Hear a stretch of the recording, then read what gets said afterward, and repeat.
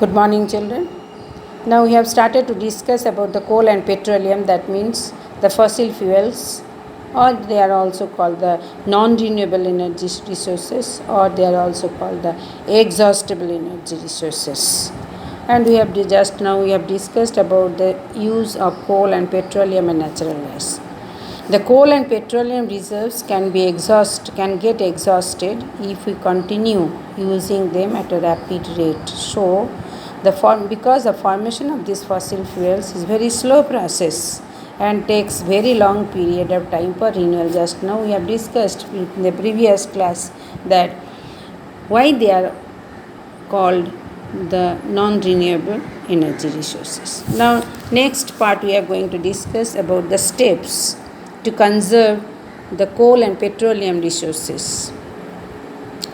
It is necessary to conserve or save coal and petroleum resources for the future use, which can be done by reducing their consumption. What are the different ways we can reduce our consumption? That means we should not use more and more of all these fossil fuels. First one, if electricity is saved, it will in turn reduce the use of coal, because coal is used for generating the electricity. First point, use we have told. So if we are consuming more and more electricity, more and more coal to be burnt to generate the electricity. So indirectly, if we reduce the consumption of electricity or electricity is saved, the coal also could be saved. Now second point, using bicycle by covering short distances. Bicycle by covering the short distances instead of using cars, scooters and motorcycles, because that will be consuming petroleum. So you can save petroleum by using bicycle or by walking. Number 3, using pressure cooker can reduce the consumption of kerosene and LPG while cooking food. Sometimes solar cooker and solar water heater can be used wherever possible. Fourth point, motor vehicles should be designed with fuel efficient engines to increase the efficiency and also to reduce the air pollution. Nowadays motor vehicles have come 1 liter petroleum, it will be giving 60 kilometer. It is writing like that. So that its engine efficiency is more. By consuming the less amount of petroleum, it can run for a long distance. That is called energy efficiency, or it is also called the fuel efficient engines. At the same time, it will be reducing the air pollution. The next part, non-conventional energy resources. We have discussed about the conventional energy resources, coal, petroleum, natural gas. Now how to conserve also, that also we have discussed about the steps. And next part we are going to discuss about the non-conventional energy resources or alternative sources. Energy crisis has shown that for sustainable development should be continued. It should not be stopped for a country. So energy is needed, but if we are consuming more and more the non-renewable energy resources, it will be getting over. So we have to think about the sources of energy. So the non-conventional or energy resources to be used, that will be having so many advantages, because they are non-polluting, renewable resources which are environmentally clean. These are the advantages. So the energy crisis has shown that for sustainable development in energy sector, we must conserve the non-renewable non-renewable or conventional resources from its rapid depletion, from its rapid consumption, and replace them by non-polluting renewable sources which are environmentally clean. No environmental pollution will be taking place by using the renewable energy resources. So efforts are made to develop the new sources of energy which are called the non-conventional sources of energy. It would provide greater initiative to local people who could assess their needs and resources, who can get their resources and they can fulfill their needs and plan a strategy that could be useful for them. So one by one we will be discussing. There are different renewable sources of energy. First one will be coming, first renewable resources of energy is called solar energy. Solar energy is the energy obtained from the sun. The sun gives out vast amount of light and heat.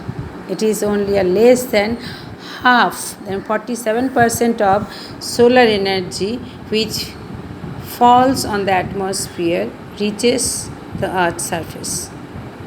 If we could use just a small part of this 47% energy, it would fulfill all the country's need for power. So it is very easy to get the resource. Solar energy has advantages and also certain limitations. Now next part. So how much here question may come, and how much percentage of energy is falling on the surface of earth from sun?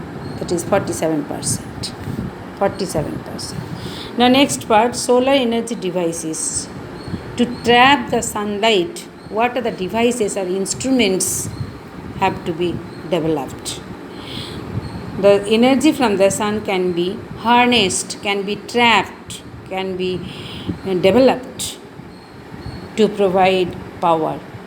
The various devices or instruments used for harnessing or trapping the sun's energy are called the solar energy devices.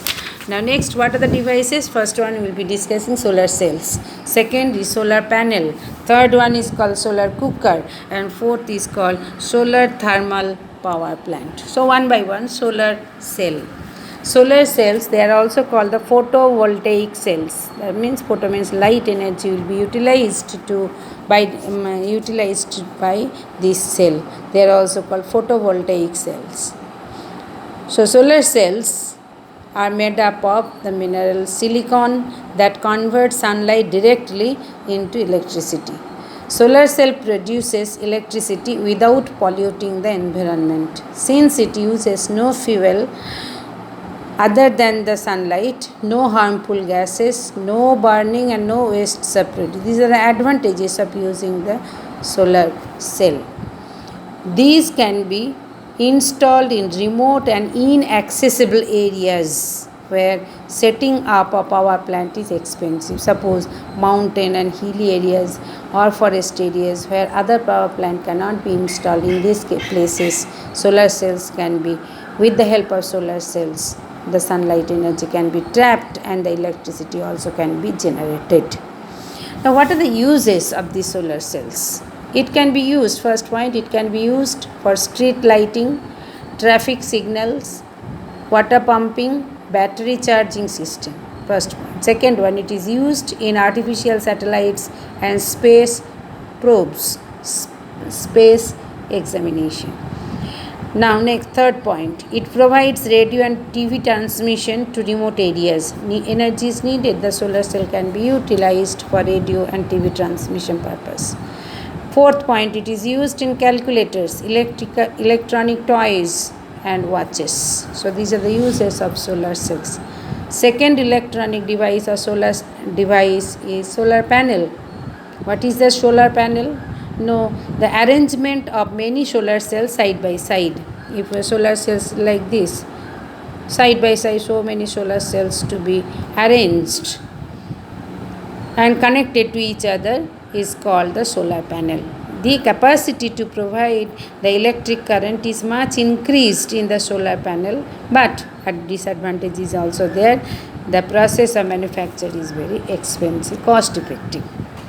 Now third solar device, it is called the solar cooker.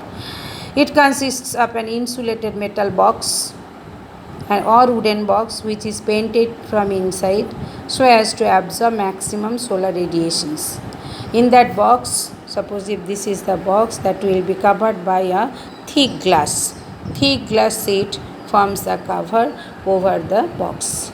Now in that box, one reflector, the mirror, to be plane mirror which is attached to the box. So sunlight will be falling on the plane mirror and the light will be reflected, and through the glass it will be entering into the box. So the food is cooked by energy radiated by the sun.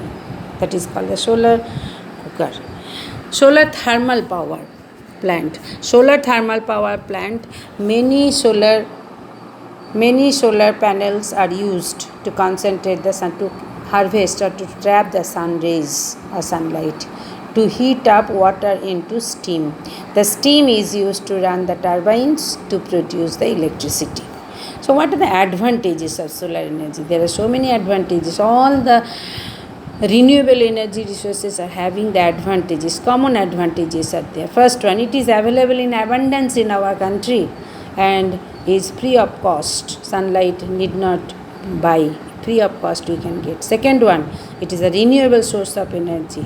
Third point, it can be used for generating electricity or heat. Fourth point, it does not cause pollution.